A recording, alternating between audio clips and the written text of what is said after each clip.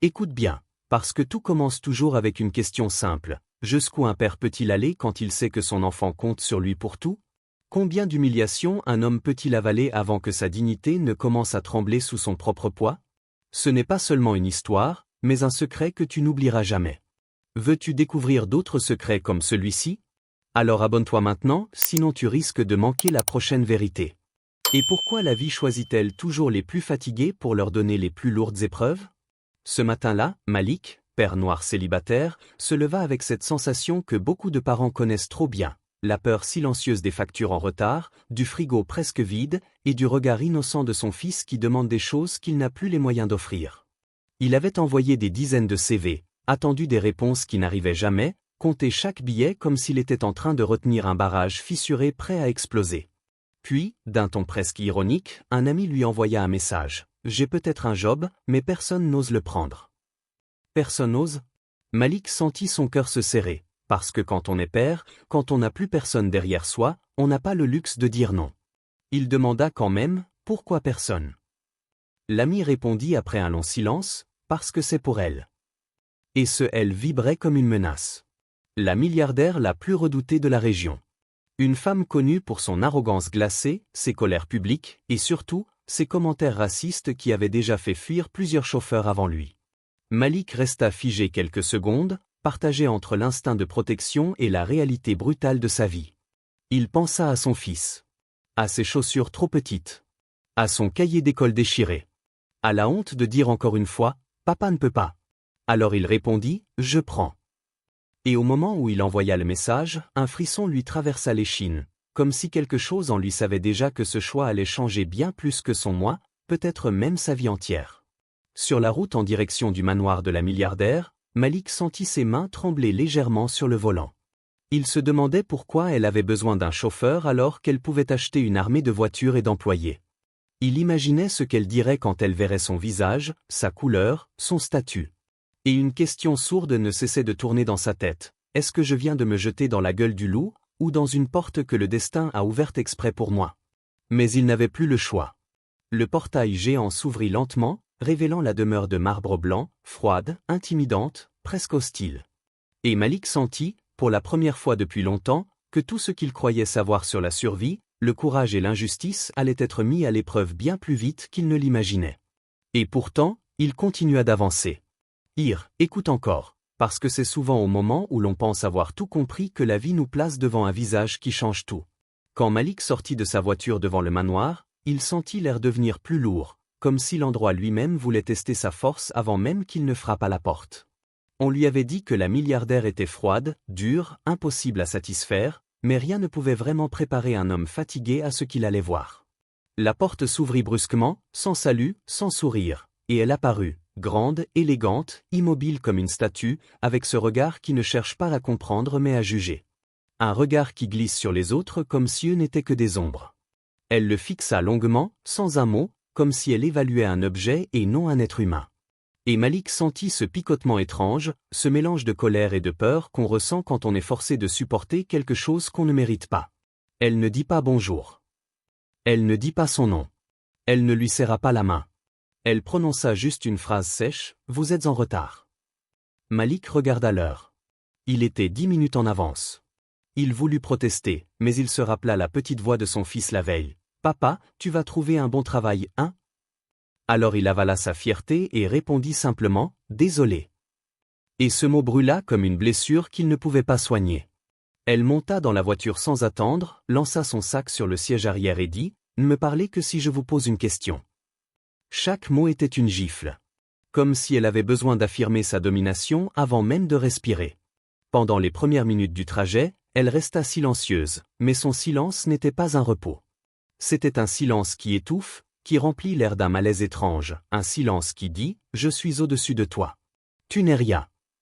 Malik se concentra sur la route, mais il sentait son cœur battre trop vite, comme si son corps savait déjà qu'il s'enfonçait dans quelque chose de plus sombre qu'un simple emploi. Puis, sans prévenir, elle lâcha une phrase glacée, « J'espère que vous conduisez mieux que les autres, ils m'ont déçu. » Un rire froid suivit, un rire qui n'avait rien d'humain, presque mécanique. Malik pensa, « Et s'ils t'ont déçu parce qu'ils n'ont pas supporté ton mépris ?» Mais il se tut. Parce qu'un père qui a faim ne se permet pas le luxe de répondre. Et puis, il y eut ce moment étrange, presque irréel. Au feu rouge, elle observa son reflet dans la fenêtre, puis elle observa Malik, longuement, trop longuement.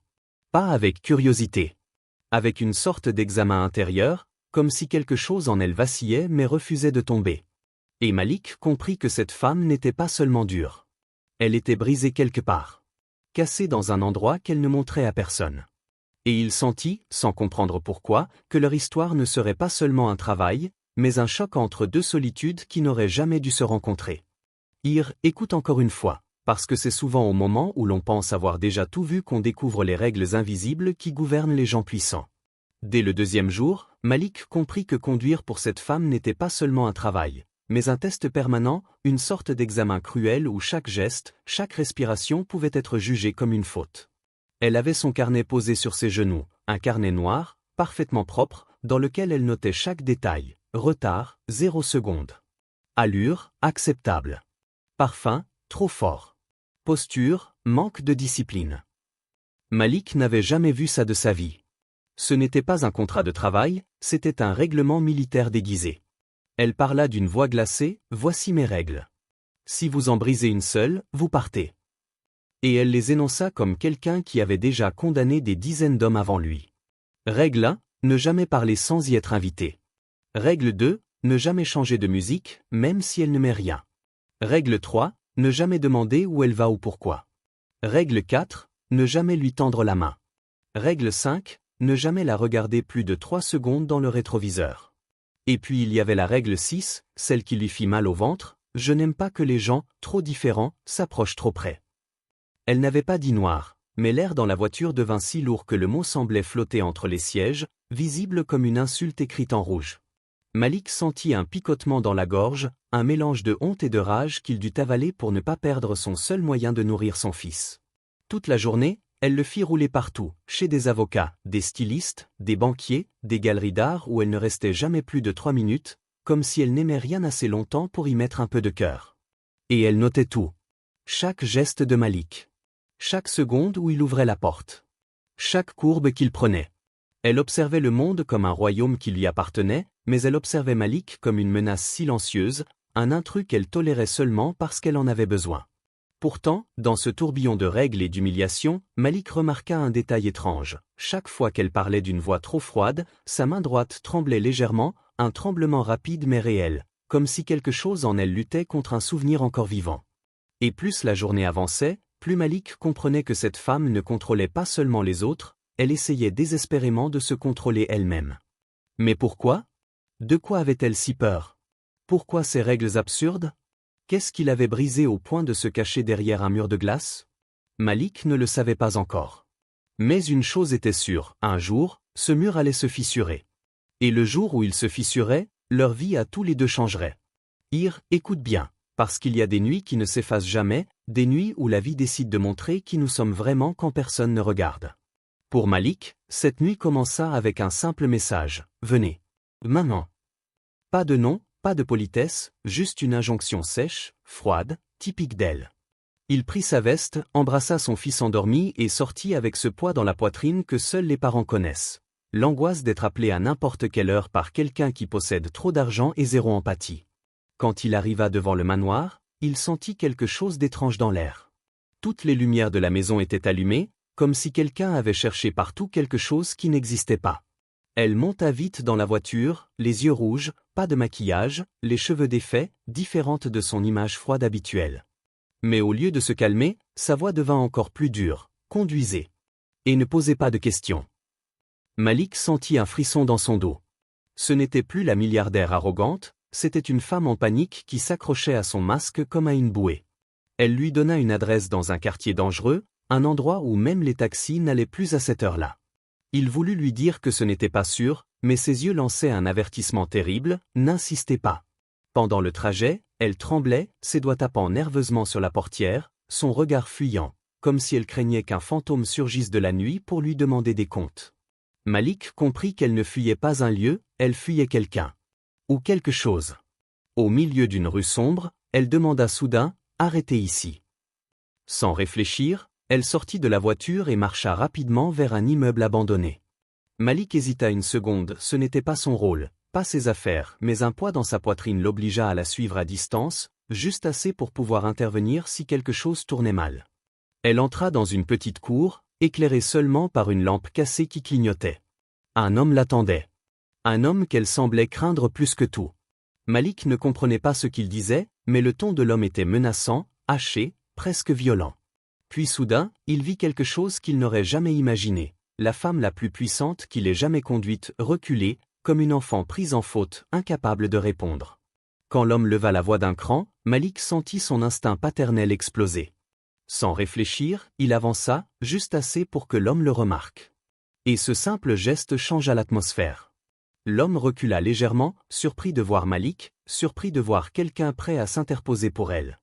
La milliardaire resta figée, les yeux humides, le souffle court, comme si Malik venait d'entrer dans une pièce qu'elle gardait fermée depuis des années. Et dans ce silence lourd, une seule pensée traversa l'esprit de Malik. Qu'est-ce que cette femme cache, et pourquoi a-t-elle si peur? Il comprit que cette nuit ne serait pas seulement un incident. Ce serait le début d'une vérité qu'elle voulait enterrer. Et qu'il allait découvrir, qu'il le veuille ou non. Écoute bien, parce que parfois, la peur d'une personne raconte plus de vérité que toutes ses paroles réunies. Après cette nuit étrange, Malik sentit que quelque chose avait changé dans l'air, comme si une fissure minuscule s'était ouverte dans le mur glacé que la milliardaire avait construit autour d'elle. Le matin suivant, elle monta dans la voiture sans un mot, mais son visage n'était plus le même. Il n'y avait plus cette arrogance froide, seulement une tension silencieuse, une fatigue profonde, presque humaine. Malik lança doucement la voiture, sans rien dire, mais il observait ce détail qui ne ment jamais. Ses mains tremblaient encore. Pas à cause du froid. Pas à cause de la colère. C'était la peur, une peur ancienne, enracinée, comme une blessure que le temps n'avait jamais réussi à refermer. Au deuxième feu rouge, elle parla d'une voix si basse que Malik pensa d'abord qu'il avait imaginé « Vous n'auriez pas dû me suivre hier ». Ce n'était pas un reproche. C'était une confession involontaire, presque une gratitude cachée. Malik répondit calmement « Je voulais juste m'assurer que rien ne vous arrivait ». Elle détourna les yeux, comme si cette phrase simple, humaine, était beaucoup trop lourde pour quelqu'un qui avait construit sa vie sur le contrôle absolu. Il y eut un long silence, puis elle lâcha une phrase qui frappa Malik comme un coup invisible. « Les gens comme vous ne devraient pas risquer leur vie pour une personne comme moi. » Elle n'avait pas dit noir, mais on pouvait entendre le mot derrière chaque syllabe, suspendu, douloureux, impossible à ignorer. Malik inspira profondément, prêt à répondre, mais avant qu'il ne parle, elle ajouta quelque chose d'encore plus troublant, « Je ne vous déteste pas.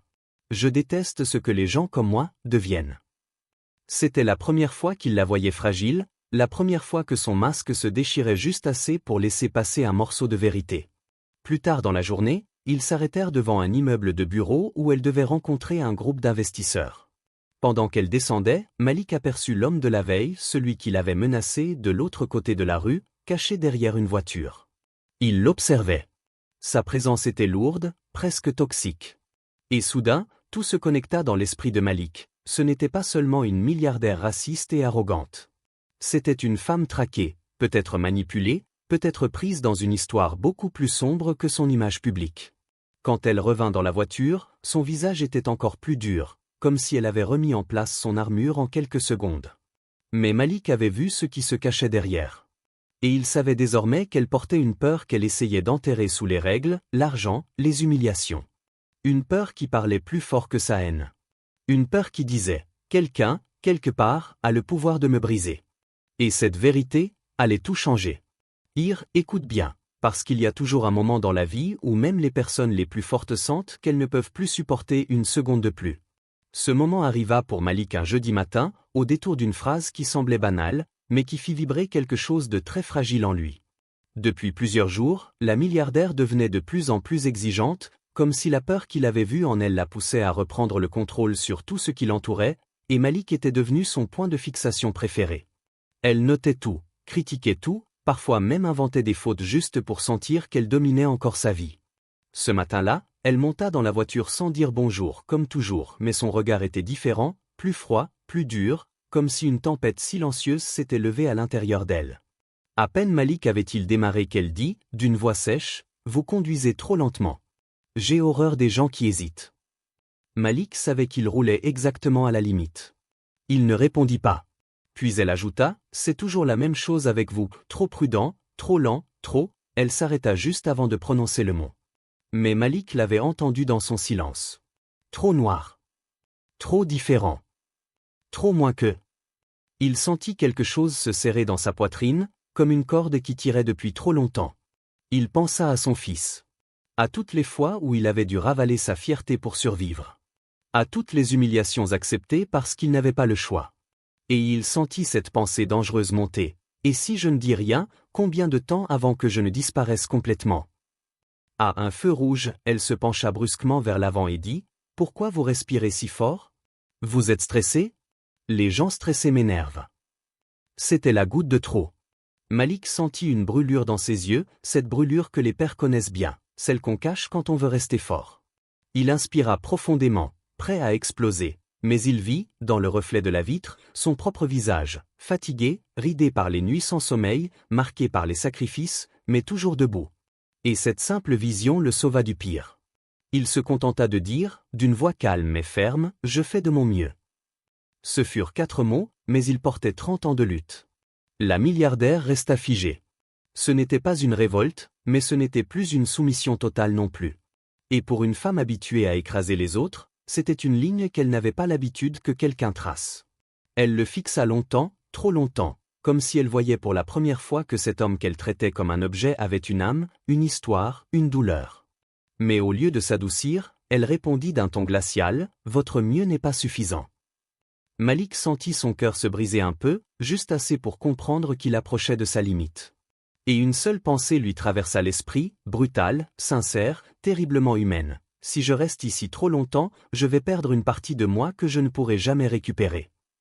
Et ce jour-là, pour la première fois, l'idée de tout quitter lui sembla moins effrayante que l'idée de rester.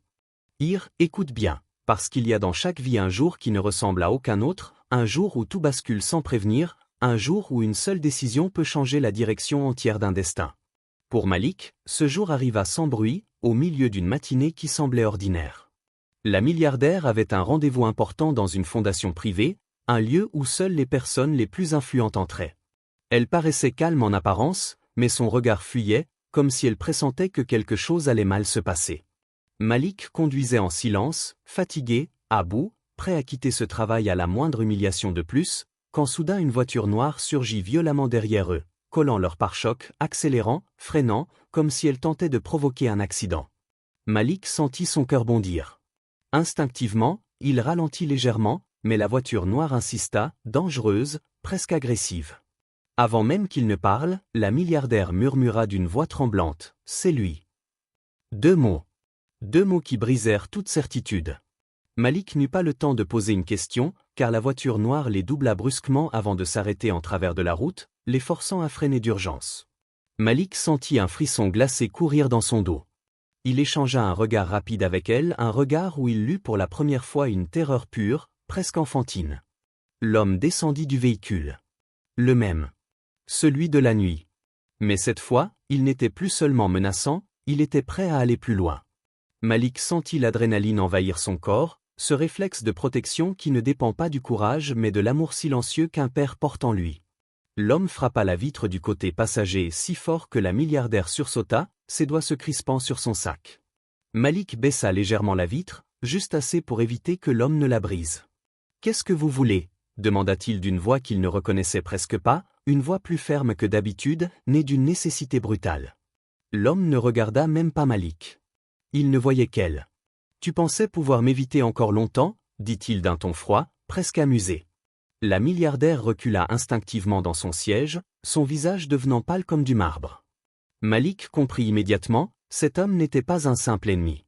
Il était un fantôme du passé, quelqu'un qui détenait une clé, une vérité, un pouvoir qu'elle ne voulait à aucun prix voir ressurgir. Sans réfléchir, Malik verrouilla les portes et recula rapidement, manœuvrant avec précision pour éviter l'homme qui tentait d'empêcher la voiture de bouger. Il sentit son propre souffle se perdre dans sa gorge, mais ses mains restaient étonnamment stables, pour son fils, pour sa vie, pour sa dignité, pour la sécurité d'une femme qu'il n'aimait pas mais qu'il refusait de laisser tomber dans les griffes de la peur. L'homme frappa encore une fois sur la voiture, mais Malik accéléra brusquement et parvint à s'échapper. Dans le silence qui suivit, il n'entendit que 2 choses, le battement fou de son cœur et la respiration brisée de la milliardaire, qui semblait se dissoudre dans l'arrière-site, comme si elle venait de revivre un cauchemar qu'elle pensait avoir enterré. Et ce fut là que Malik comprit quelque chose de bouleversant. Pour la première fois, elle avait vraiment eu besoin de lui. Pas comme chauffeur. Pas comme employé. Mais comme être humain. Et ce besoin allait changer tout ce qui allait suivre. Écoute bien, parce que parfois la vie choisit les moments les plus fragiles pour laisser sortir une vérité que quelqu'un a gardée enfermée trop longtemps. Après l'incident avec la voiture noire, Malik conduisait en silence, encore secoué, encore tendu, mais il sentait que quelque chose avait changé dans la manière dont la milliardaire respirait derrière lui. Ce n'était plus la respiration arrogante d'une femme sûre d'elle, ni la respiration froide de celle qui juge, mais celle d'une personne qui vient de se rendre compte que le masque qu'elle portait depuis trop longtemps venait de se fissurer d'un seul coup. Quand ils arrivèrent devant une petite route isolée où elle demanda à s'arrêter, Malik sentit que ce n'était pas une destination, mais une fuite. Elle resta dans la voiture un long moment, le regard perdu dans une direction que lui ne pouvait pas voir, puis elle dit, d'une voix presque étrangère, « Vous pouvez sortir, juste un moment. » Malik obéit. Ce n'était pas un ordre. C'était une demande. Presque un appel. Ils se retrouvèrent face à face dans un silence lourd. Elle détourna le regard comme si le simple fait d'être vue la brûlait. Et puis, très lentement, elle dit quelque chose que Malik n'avait jamais imaginé entendre. « Je ne suis pas devenu dur, on m'a forcé à le devenir. » Sa voix tremblait, mais pas comme la veille. C'était le tremblement d'un cœur qui s'ouvre malgré lui. Elle continua, « Cet homme, celui que vous avez vu, était mon mari. » Malik sentit l'air autour d'eux se figer. Mari. Pas ex-mari, pas ancien compagnon. Mari. Mais il n'y avait ni alliance, ni photo dans la maison, ni souvenir visible. Rien. Comme si cet homme avait été effacé. Elle inspira profondément avant de poursuivre, il n'aimait pas les gens différents, il n'aimait même pas les gens tout court. Et moi, je me suis laissé modeler, comme un objet qu'on casse et qu'on recolle. Elle regarda enfin Malik. Pour la première fois. Pas comme une employée regarde un employé. Mais comme une femme regarde un témoin malgré elle. Il m'a appris à mépriser pour ne plus être écrasé. Ces mots tombèrent comme des pierres. Malik sentit sa colère contre elle vaciller légèrement, remplacée par quelque chose qu'il ne connaissait pas encore, la compassion. Elle continua, « Je pensais qu'être froide, dure, distante, c'était la seule manière de survivre à quelqu'un comme lui. Puis, après un long silence rempli de honte, et quand il est parti, je suis resté pareil. Comme si j'étais encore attaché à ses idées. » Malik la regarda longuement, son cœur partagé entre tout ce qu'il avait subi et tout ce qu'elle révélait maintenant. Dans ce moment suspendu, il comprit quelque chose d'essentiel. Ce n'était pas seulement une femme raciste qu'il avait engagée, c'était une femme détruite par un homme violent, déformée par ses peurs, prisonnière d'un passé qui continuait de respirer sur sa nuque. Et ce passé, aujourd'hui encore, voulait la détruire. Elle murmura enfin, presque brisée, « Vous êtes le premier à avoir fait quelque chose pour me protéger sans rien demander. » Malik sentit un poids étrange se poser dans sa poitrine, un poids fait d'empathie, de fatigue et d'un début de compréhension qu'il n'avait jamais cherché. Tout ce qu'il savait, c'est qu'à ce moment précis, leurs deux solitudes venaient de se toucher. Et rien ne serait plus jamais comme avant. Écoute bien, parce qu'il y a toujours un moment dans la vie où l'on doit choisir entre ce que l'on ressent et ce que l'on supporte encore. Après cette confession inattendue, Malik sentit son cœur lourd, tiraillé entre la compassion qui venait de naître en lui et la fatigue immense qu'il portait depuis des semaines. Le lendemain matin, il se réveilla avec cette sensation étrange d'être pris entre deux mondes, celui où il avait besoin de ce travail pour nourrir son fils, et celui où il sentait qu'il était en train de perdre une part de lui-même à chaque humiliation. La billionnaire l'attendait déjà devant le portail, immobile, comme si la nuit n'avait pas existé, comme si aucune vérité n'avait été dite. Mais il y avait dans ses yeux quelque chose de différent, un éclat fragile, presque une attente silencieuse. Malik démarra la voiture sans parler. Elle non plus. Le trajet entier se fit dans un silence palpable, un silence qui respirait malgré lui, un silence chargé de toutes les choses qu'il n'osait pas dire. Arrivée à un rond-point, elle brisa finalement le silence, « Vous avez le droit de partir, si vous voulez. » Sa voix n'était plus sèche. Elle était calme, presque douce, mais rongée par une peur qu'elle essayait de cacher. Malik sentit son cœur se serrer, parce qu'il savait qu'elle ne parlait pas seulement du travail. Elle parlait d'elle-même. De son mur. De sa solitude. De l'homme qui la traquait encore. Mais il ne pouvait pas oublier tout ce qu'il avait enduré, toutes les fois où elle l'avait rabaissé sans raison. Alors il répondit simplement, « Je ne sais pas encore. » C'était la vérité la plus honnête qu'il pouvait offrir. Elle hocha la tête, sans colère, sans mépris. Pour la première fois, elle acceptait quelque chose sans lutter. Puis elle dit, d'une voix presque brisée, « Je ne voulais pas devenir ce genre de femme. » Malik resta silencieux, mais ses doigts se crispèrent légèrement sur le volant, comme si une bataille intérieure s'enclenchait. Comment pardonner à quelqu'un qui vous a fait mal? Comment tourner le dos à quelqu'un qui souffre mais qui vous a blessé aussi? Comment choisir entre dignité et compassion? Quelques minutes plus tard, ils arrivèrent devant un de ces immeubles. Elle devait y rencontrer un groupe d'investisseurs. Avant de sortir, elle posa totalement sa main sur la poignée mais ne bougea pas. Elle dit, « J'ai peur que vous partiez parce que je ne sais plus être quelqu'un de normal. » Ce fut un coup dans la poitrine. Pas violent. Pas agressif. Un coup triste, presque enfantin. Malik ferma les yeux une seconde. Il pensa à son fils, à sa fierté, à sa limite, mais aussi à cette femme qui se battait contre un fantôme trop lourd. Quand il rouvrit les yeux, elle était déjà descendue, marchant vers la porte en essayant de cacher qu'elle tremblait. Malik resta dans la voiture un moment, incapable de respirer normalement. Ce fut là qu'il comprit que la décision qu'il devait prendre n'était pas simplement professionnelle. C'était une décision humaine. Une décision qui allait, d'une façon ou d'une autre, changer les deux vies. Et dans ce silence, il sentit pour la première fois que peut-être, il n'était plus seulement son chauffeur. Il était devenu une partie de cette vérité qu'elle ne savait plus affronter seule. Écoute bien, parce qu'il y a des fins qui ne sont pas vraiment des fins, juste des moments où deux vies se croisent assez fort pour laisser une trace qu'on ne peut plus effacer. Le soir même, Malik retourna la chercher devant son immeuble, mais quelque chose était différent. Elle ne marchait pas vite comme d'habitude, elle ne donnait pas d'ordre avant même d'entrer dans la voiture. Au contraire, elle semblait hésiter à chaque pas, comme si elle avançait vers une vérité qu'elle avait longtemps fuie. Elle monta doucement, ferma la porte sans bruit, et au lieu de rester droite et fière comme toujours, elle resta immobile, les mains jointes, la tête baissée, respirant avec difficulté. Malik démarra sans un mot. Pendant tout le trajet, il sentit son cœur battre lourdement, parce qu'il savait que quelque chose allait se dire, quelque chose qui pouvait fermer un chapitre ou en ouvrir un autre. À mi-chemin, elle dit enfin, d'une voix presque cassée, « Je ne peux pas continuer comme ça. » Ce n'était pas une phrase sur le travail. C'était une phrase sur elle-même. Malik continua de conduire en silence, mais son regard se posa sur le rétroviseur, juste un instant, et il vit ses yeux brillants, ses lèvres tremblantes, ce mélange de honte, de fatigue et d'un besoin profond de changer. Elle reprit, « Je vous ai utilisé pour cacher mes peurs, et je vous ai blessé pour ne pas affronter les miennes. » Malik sentit un nœud se former dans sa gorge. Il ne s'attendait pas à des excuses. Et encore moins à cela. Elle inspira profondément avant d'ajouter, « Vous n'êtes pas comme lui, et pourtant, je vous ai traité comme si vous étiez moi. » Ces mots tombèrent comme une pluie inattendue. Pas violente. Pas blessante. Une pluie qui nettoie plus qu'elle ne détruit. Malik sentit sa colère s'adoucir, pas complètement, mais assez pour que son cœur se rouvre un peu. À un feu rouge, elle posa enfin les cartes de sa vie sur la table, d'une voix tremblante, « Il a détruit tout ce que j'étais. Et j'ai détruit le reste en essayant de survivre. » Puis, tournant la tête vers la fenêtre, elle murmura, « J'ai besoin d'aide, mais je ne sais pas être quelqu'un qu'on aide. » Malik sentit alors quelque chose d'inattendu, une paix étrange, fragile, comme si chaque humiliation, chaque douleur, chaque instant difficile avait finalement mené à ce moment où la vérité devenait plus forte que la peur. Quand il gara la voiture devant son manoir, elle resta assise quelques secondes de plus, incapable de sortir. Puis elle dit doucement, « Si vous partez, je comprendrai.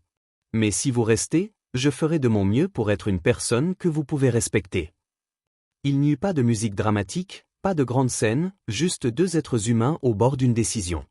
Malik pensa à son fils, à l'avenir, à la dignité qu'il devait protéger, mais aussi à cette femme qui essayait pour la première fois de sortir de sa prison intérieure. Alors il répondit simplement, « Je resterai, si vous changez vraiment. » Elle hocha la tête, avec ce petit mouvement vulnérable que seuls les gens brisés savent faire. Et au moment où elle descendit de la voiture, quelque chose se dégagea dans l'air, ce n'était plus un contrat. Plus un combat. C'était un début. Imperfect, fragile, mais vrai. Et parfois, c'est tout ce dont deux vies ont besoin pour redevenir humaines.